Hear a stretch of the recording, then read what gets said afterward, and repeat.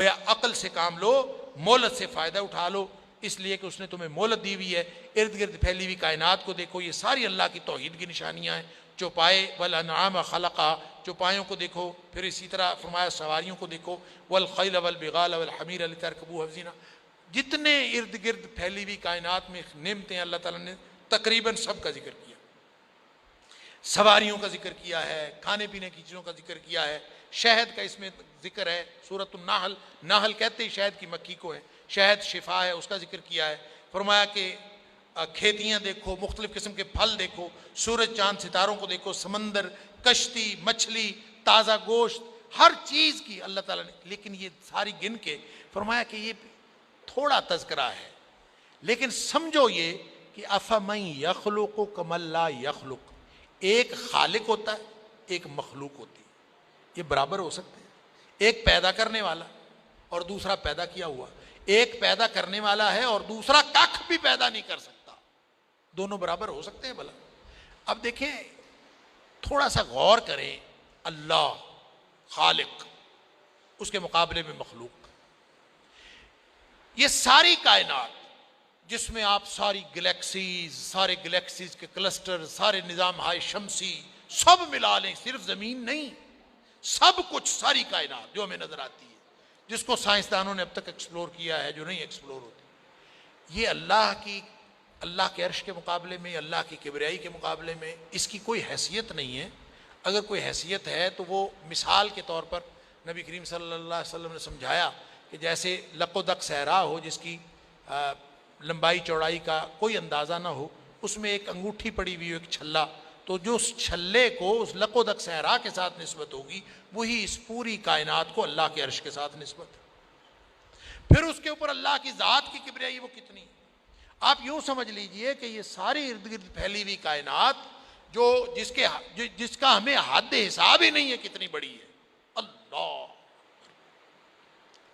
کہتے ہیں کہ صرف ایک گلیکسی، یہ جس گلیکسی میں ہم ہیں،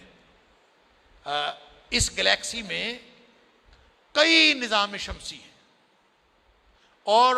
وہ جو کئی نظام شمسی ہیں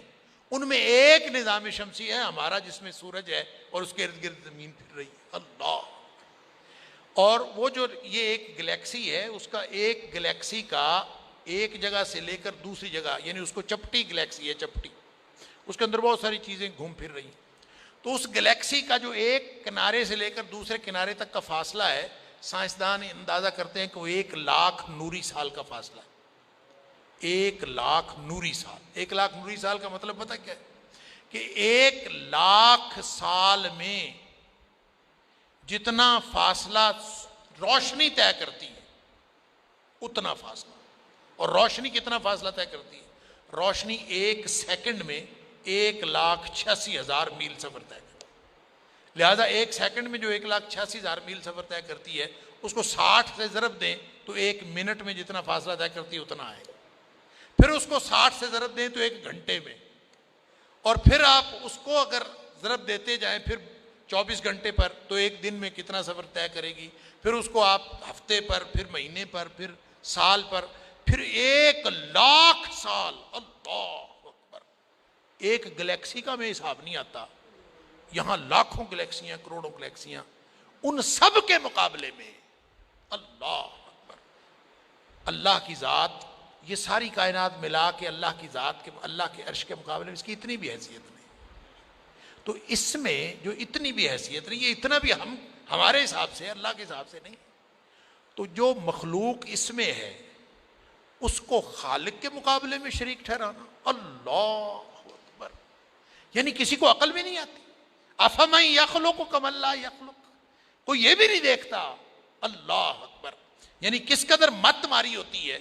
فرمایا والذین یدعون من دون اللہ لا یخلقون شیئا وهم یخلقون، جن لوگوں کو یہ اللہ کو چھوڑ کر پکارتے ہیں وہ مخلوق ہیں، وہ خود ککھ بھی نہیں پیدا کر سکتے۔ اموات غیر احیاء، مردے ہیں، زندہ نہیں ہیں۔ وما یشعرون ایان یبعثون، ان کو تو اتنا بھی نہیں پتا کہ ان کو دوبارہ اٹھایا کب جائے گا، زندہ کب کیا جائے گا، ان کی پوجا کرتے۔ یعنی اندازہ تو کرے اللہ کو چھوڑ کر انسان، وہ جو بار بار اللہ تعالیٰ فرماتا ہے الہکم الہ واحد، اور تمہارا الہ تو اکیلا ہے، سبحان اللہ، اس جیسا کوئی ہے ہی نہیں۔ اللہ اکبر.